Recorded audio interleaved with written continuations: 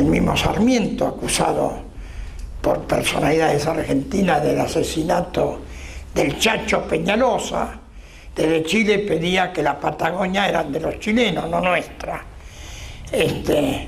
Y bueno, todo fue deformado por esa generación, donde dividieron. Yo soy un poeta popular con mucho orgullo, porque lo popular es la creatividad de un pueblo.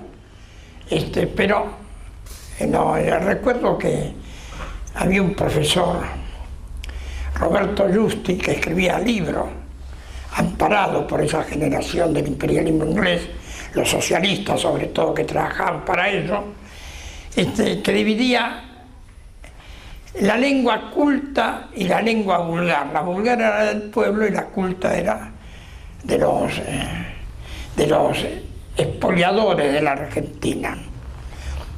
Y cultura es todo lo que se desarrolla. No hay dos lenguas distintas. No hay escritores de un lado y escritores del otro. Somos todos escritores. Algunos tenemos talento y los otros no lo tienen, aunque pertenezcan a la lengua culta. Digo esto porque, bueno, yo soy admirado por el actual Papa. Perón me tiene en el Museo de Lobo, la casa donde él nació, un retrato enorme mío, y he sido premiado en Europa, he sido premiado por América, y acá tengo más de 40 premios. ¿Cómo enfrenté? Porque yo vengo del periodismo del año 45, debo ser el decano del periodismo argentino, a todos esos diarios que deformaron la realidad argentina, La Nación, La Prensa, Clarín, La Razón en otros tiempos. A veces me silencian, pero yo tengo otros conductos, porque yo doy permanentemente conferencias, llevo mis libros, los vendo y hablo con la gente, así que me conocen como a pocos en todo el país, porque ejerzo una lucha por eso, que es lo que les quiero transmitir a ustedes. La vida es lucha, que es una estética, es una forma de la poesía y una forma de la cultura. Eso que quieren tranquilidad, paz, eso no sirve para nada y se pudren por dentro y se mueren muy jóvenes. No, enarbolar la lucha es una cosa y defenderlo mejor. No, la pureza de los argentinos, a nuestros verdaderos próceres que están tapados. Ustedes saben que nosotros tenemos, yo lo he conocido hasta personalmente, enorme cantidad de escritores excepcionales como Manuel Gálvez, ¿no? El mismo Martín Fierro, que era un bestseller permanente y después la dictadura fue prohibido, ya venían de todo el mundo, porque yo, aparte de ser escritor, he sido librero y he sido jefe de venta de la mejor editorial que tuvo Argentina, que fue Guillermo Kraft. Entonces visitaba a los libreros y me decían, porque venían de todo el mundo a comprar Martín Fierro, a tal punto que a fin de año se hacía para regalo en papel verjurado y en tapas de cuero, el Martín Fierro, y se vendía grandes cantidades para regalos acá, de empresas, y venían del exterior. Los turistas venían y se llevaban un Martín Fierro.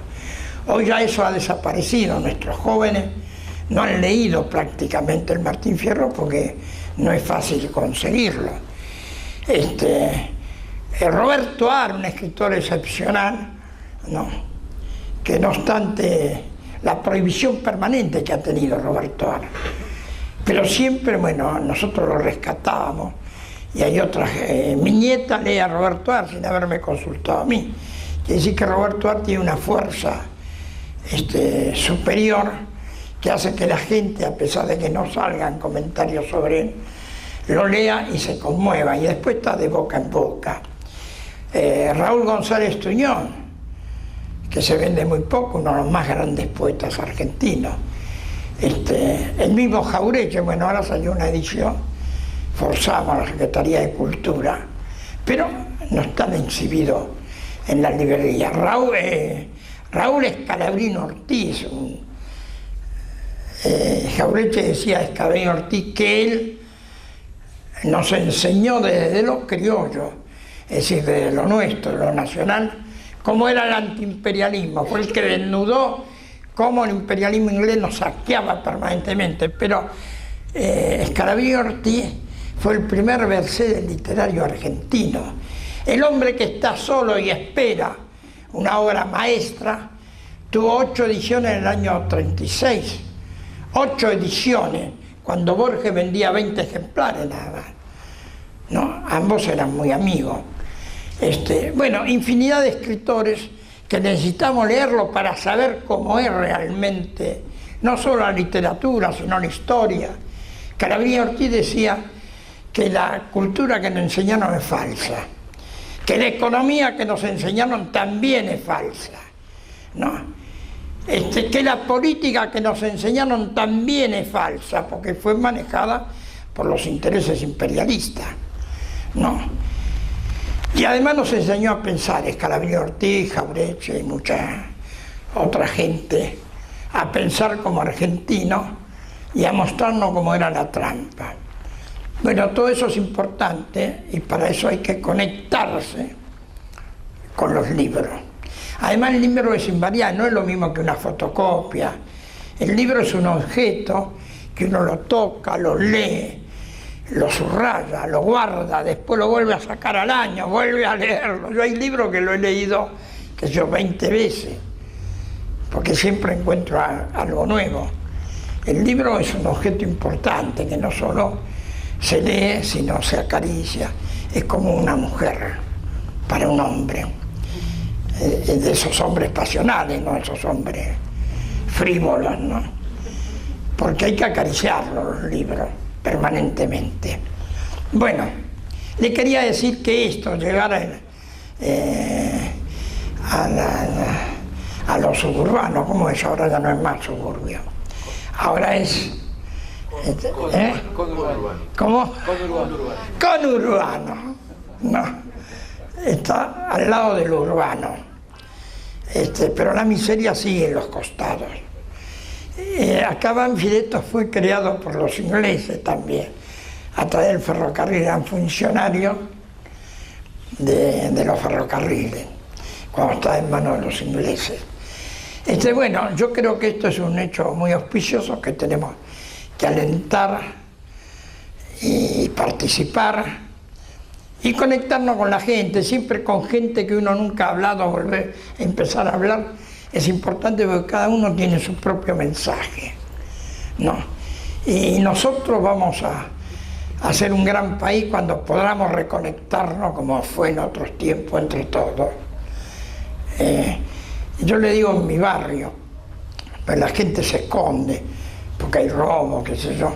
Digo, no, es al revés, tenemos que estar todos en la calle. Si estamos todos en la calle no nos roba nadie, porque hay mucha gente mirando y que puede defender. Si nos metemos adentro, al que agarran solo o lo matan, pero lo roban. Es al revés. Y el desarrollo cultural está en la calle, no está dentro de la casa de uno. No hay que equivocarse. Salir a la calle es importante. Ir de un lugar a otro también es importante. Bueno, más o menos era algo que le quería decir. Muchas gracias por haberme escuchado.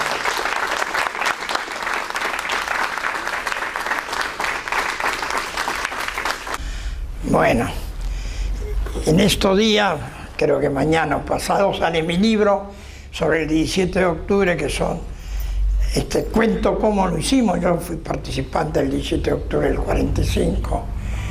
¿Quiénes fueron los verdaderos héroes? Que no son lo que dicen, ¿no? Y que nosotros no fuimos a la plaza, fuimos a hacer la revolución y lo hicimos porque rescatamos a Perón, que iba a ser asesinado.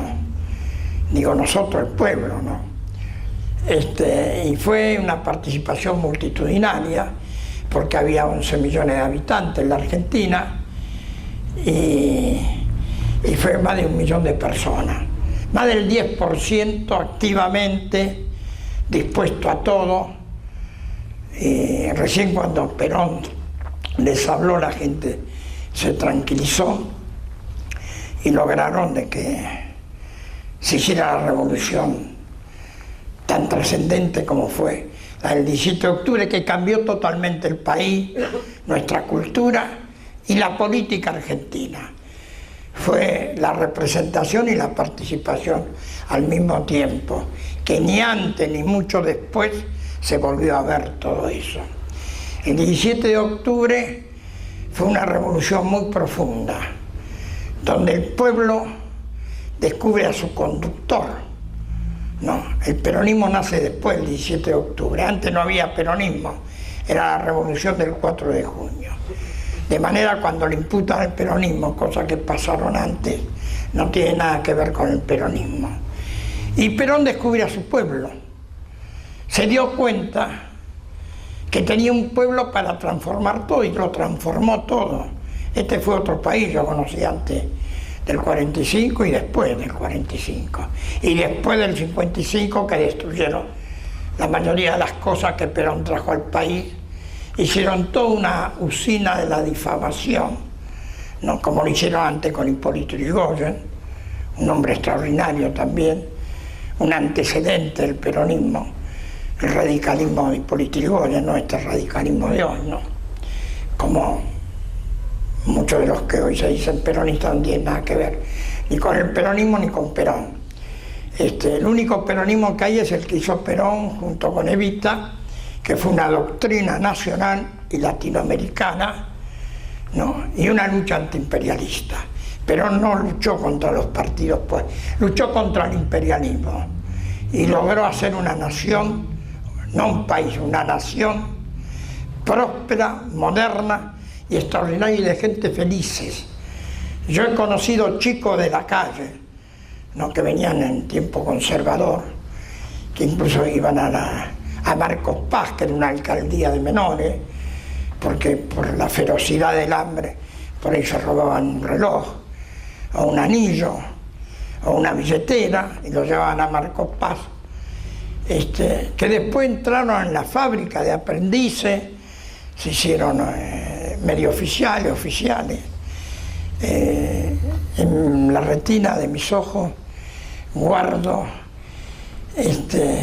esos chicos de la calle que inmediatamente entraban en una fábrica, entonces se trabajaba a horas corridas, de 6 a 1 o a 2.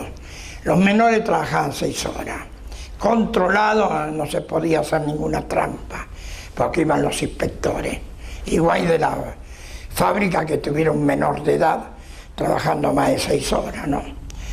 Pero yo lo he visto ponerse, nada de lujo, pero un pantalón que antes no tenían, y una camisa simple, bañaditos, porque además Perón trajo en el año 46, como presidente, trajo el gas, 2.500 kilómetros en 3 meses, ¿no? Ahora hay un subterráneo que hace 30 años, qué sé yo, que tienen que llegar de 11 a Constitución a Pompeya y todavía no ha llegado. Y eso que ahora hay una gran tecnología, en aquel tiempo era todo a pico y pala. Entonces, en mi casa, que había calefón a gas y que explotaba, que era un peligro, tuvimos calefón a gas. Y mi madre, que tenía 5 hijos, éramos 5 hermanos nosotros, que tenía que batallar en el pilotón, como cuenta el tango, y se tenía que matar para tenernos limpios, y después vino el gas. Entonces servía el agua, las cacerolas salían limpias, y fue otra vida, cambiamos. Y además venían los préstamos con un recibo de trabajo, había que trabajar, si no trabajaba no había ningún préstamo. Entonces con el trabajo, con el recibo de sueldo, le daban un préstamo para hacer la vivienda, pero no le entregaban toda la plata, le decían, bueno, haga esto, una pieza, tome la plata de una pieza. Cuando termina, viene, vamos a mandar los inspectores, y cumplió con los materiales, ¿no?, que le exigimos, y hizo la pieza, le vamos a dar para hacer otra pieza, y así se hacía la casa. El conurbano, como le llaman ahora, que era el suburbio, o el arrabal, se llenó con esas casas de los préstamos, que el gobierno, eran préstamos, había que devolverlo, nada de no devolverlo. No se regalaba nada, se facilitaba la posibilidad como se le facilitaba a los obreros que querían poner una pequeña industria, se les facilitaba el dinero para crecer. Gian Di Tella, Torquato Di Tella, un ingeniero italiano muy importante, socialista, no era peronista, pero le dio cualquier cantidad de préstamo de dinero, pero Di Tella hizo como 20 empresas y llegó a tener 40.000 obreros. No. Entonces a Perón no le interesaba si era socialista, si era comunista, si era peronista, le interesaba que dé trabajo a los obreros, porque lo importante es que tengamos trabajo para los que no tienen trabajo. Bueno, eso todo partió del 17 de octubre. Y en estos días, bueno, yo amplío en mi libro, que se llama El 17 de octubre, la celebración de la multitud ardida. Muchas gracias. Pueden disentir, no hay ningún problema. No tienen que estar de acuerdo. ¿Nos puede contar algo de Eva? Y Eva fue una mujer maravillosa. En primer término, lo que quiero decir de Eva, que ella no era militante, aparentemente no tenía ideología, vino a hacer cine, vino a ser actriz, era su sueño. Empezó a trabajar, acá la ayudaron alguna gente, hasta que cuando el terremoto de San Juan, ella lo va a ver a Perón, y yo creo que se enamoraron apenas se vieron.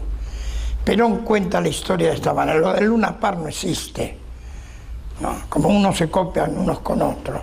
Perón dice, vino a verme Evita y empezamos a hablar. Evita me dice, ¿qué es eso de hacer colecta a las actrices en la calle Florida? Tenemos que ir casa por casa, todo el país, tiene que colaborar todo el pueblo en ayudar a la gente de San Juan. Entonces Perón agrega, como yo tenía en mente hacer un nuevo partido y descubrí que podía ser una gran dirigente, le ofrecí un despacho en la Secretaría de Trabajo y Previsión. Le dije que no tenía presupuesto para darle ningún sueldo, pero que venga a colaborar conmigo, y así se hizo. Y entonces Evita empezó a entender, porque Perón era un gran didáctico, un gran maestro, sigue siendo un gran maestro aún hoy, ya muerto, porque están los libros de él, y si uno lo lee, inclusive los que fueron antiperonistas van a aprender mucho, ¿no? Tenía una forma de explicar las cosas extraordinaria. Bueno, se empezó a formar con Perón. Perón le dijo, el arte es muy importante. Yo me casé, mi primera mujer era artista, era concertista de guitarra, de manera que siempre amé el arte. Pero sin la salida política no hay arte posible, porque está el colonialismo, están los intereses creados, y entonces Evita empezó a entender. Entonces Evita empezó a organizar a la gente de cine. Esa es la pelea que tiene con Libertad Lamarque. Porque Libertad Lamarque, su padre era anarquista, y los anarquistas de aquel tiempo decían nada de organización. Y ella quería organizar a los artistas, y discuten, y nada más, porque eso del cachetazo nunca existió. Se imaginan que Evita, si alguien la tocaba, la deshacían, con la fuerza que tenía Evita, la pasión. Y fue una mujer excepcional, porque entendió perfectamente la doctrina de Perón, que fue su maestro, y lo llevó a cabo adelante, hasta el punto que Perón, cuando llega presidente, ¿qué le da a Evita? Le da lo que él le permitió ser presidente de la nación, le da el movimiento obrero, la manda a Trabajo y Previsión. Ella atendía todos los días a los sindicatos y resolvía los problemas de los sindicatos. Así que fue una mujer excepcional, que nunca compró ningún arma, todo ese delirio. Primero porque ningún rey, el de Bélgica, dicen que le vendió las armas para los obreros, le hubiera vendido armas para obreros. Los reyes, las armas son para ellos, no para los obreros. Pero además en la Argentina había 5 fábricas de armas, así que le hubiera salido mucho más barato comprarla acá, para eso se la regalaba. En la CGT, yo fui secretario de Cultura de la CGT, no hay espacio donde poner las armas, porque hay 2 salones abiertos grandes y después son departamentos chicos, estancos, no departamentos, espacios donde no se puede poner el arma, no hay donde guardarla el arma. Así que Evita nunca, además Evita no hacía nada que previamente no lo consultara Perón. No. Y si Evita hubiera comprado armas, los militares que después dieron el golpe lo hubieran asesinado, que no le quepa duda a nadie. Esto es como cuando dice Perón no nos entregó las armas. Perón no llevaba las armas en el bolsillo. Las armas las tienen las Fuerzas Armadas. Y las Fuerzas Armadas no entregan nunca las armas al movimiento obrero. Son ellos los propietarios de las armas, de la violencia, de las represiones. Generalmente los obreros son víctimas de ellos. Generalmente, no siempre es así, ¿no? Así que, bueno, Evita fue una mujer excepcional. Yo ahí tengo un libro dedicado a Evita, otro a Perón. Y tuve un gran amor por Evita porque era una mujer muy bella, muy joven, y que quemó su vida en el holocausto de un país mucho mejor, superior. La perdimos muy joven, fue lamentable, pero bueno, eso es parte de la vida. Y en el siglo XX no hubo una mujer como Evita, y en el XXI no hubo ni un dedo de Evita, en el mundo, no solo acá. No, Evita fue una mujer incomparable, llena de amor, una mujer que antes que el Che Guevara ella abrazaba a los leprosos. Ustedes saben, cuando éramos chicos, acá hay gente grande, los leprosos los aislaban, porque se decía que contagiaban, cosas que no era verdad. Pero Evita venía y los abrazaba. Y después el Che Guevara, cuando fue por América, también los abrazaba, era médico. Su primera acción del Che fueron los leprosos. Bueno, son mujeres como hombres que no existen, ¿no? Que se da un caso de tanto en tanto. Evita va a perdurar a través de los siglos, por lo que hizo, no porque alguien se lo atribuya por razones políticas, sino por la generosidad con que se movilizó, ¿no? Yo trabajaba en la Secretaría de Prensa de la Presidencia y me contaba la gente que está en la Fundación Evita las cosas. Un día el pibe Filiberti, que era un personaje de Avellaneda muy importante, y era alto funcionario de la fundación, ¿no? Estaba en trabajo de previsiones también. Entonces me contó que una vez hacían colas, enormes colas, los atendía todos. Por eso se llegaba a las 1, 2 de la mañana a la casa. Perón se enojaba porque decía que eso le iba a deteriorar la salud, como al final se la deterioraron, ¿no? Y ella decía, pero yo no puedo dejar de atender, porque estoy acá para eso, no para otra cosa. Y bueno, vino una viejita y entonces se le acercó el secretario y dice, señora, a esa viejita le hemos dado una máquina de coser. Bueno, Evita lo escuchó cuando llegó la viejita, que le pide una máquina de coser. Y ella firma que le entregue una máquina de coser. Y el secretario dice, le avisé, señora, dice, ¿sabe cuántas máquinas de coser le hemos robado a esta pobre viejita? No, esa de Evita era de una sensibilidad única, que sentía las cosas que hacía, no era por la galería o para después ser diputada o senadora, no. Ella sentía, amaba todo lo que hacía.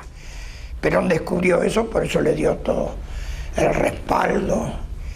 Y ella lo consultaba permanentemente a Perón, porque era su maestro.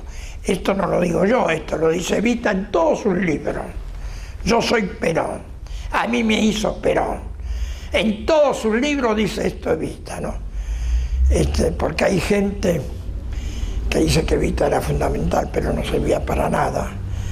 Pero Evita no dice eso. Un día yo estaba en una mesa redonda en la televisión, hace como 25 años, entonces uno de esos personajes que después se diluye en el tiempo. Dijo, yo soy evitista. Le digo, sí, pero Evita era peronista. Vos que no sos nadie sos evitista, pero Evita era peronista.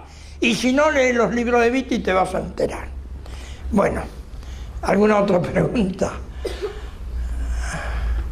No hay más preguntas. Me voy a sentar.